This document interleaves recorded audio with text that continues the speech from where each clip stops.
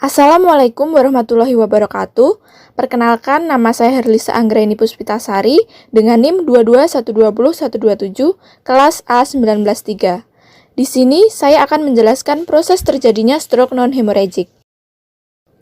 Pertama-tama, saya akan menjelaskan lebih dahulu definisi dari stroke non-hemorrhagic. Menurut Wijaya dan Putri, tahun 2013, stroke non-hemorrhagic merupakan stroke yang disebabkan karena terjadinya penyumbatan pembuluh darah di otak oleh trombosis atau emboli, sehingga suplai glukosa dan oksigen ke otak berkurang dan terjadi kematian sel dan jaringan di otak. Berikut ini adalah proses terjadinya stroke non-hemorrhagic. Stroke non-hemorrhagic ini dapat disebabkan oleh beberapa hal. Nah, biasanya disebabkan oleh trombosis, embolisme, dan bisa juga disebabkan oleh hipertensi, DM atau diabetes mellitus, penyakit jantung, obesitas, dan merokok.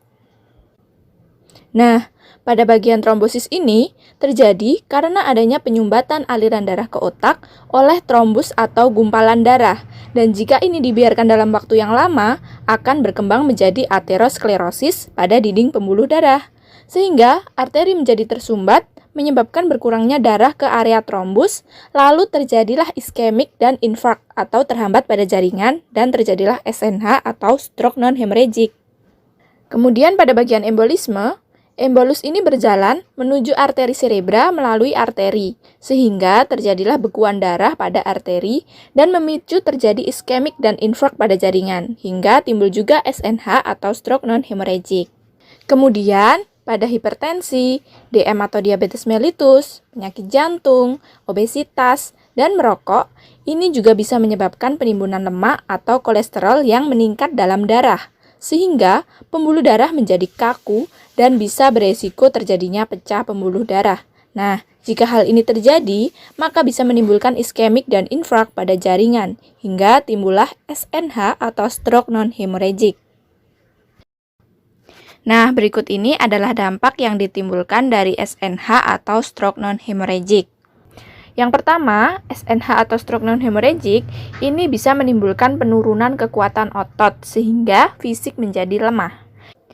Yang kedua, SNH juga dapat menyebabkan lesi pada cerebral hingga beresiko terjadinya afasia atau gangguan yang disebabkan oleh kerusakan pada area otak yang memproduksi dan memproses bahasa.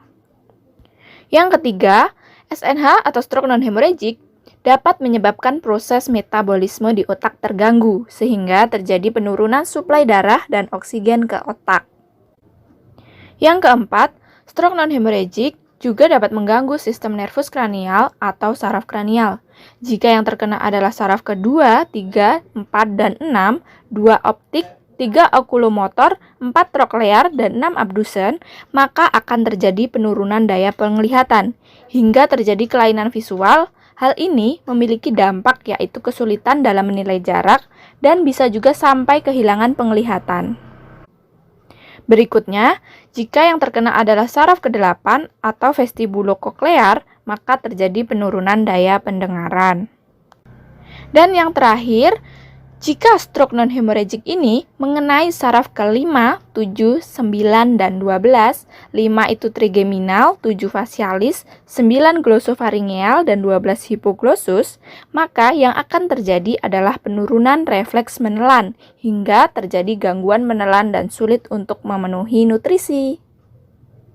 Nah, cukup sekian yang dapat saya sampaikan.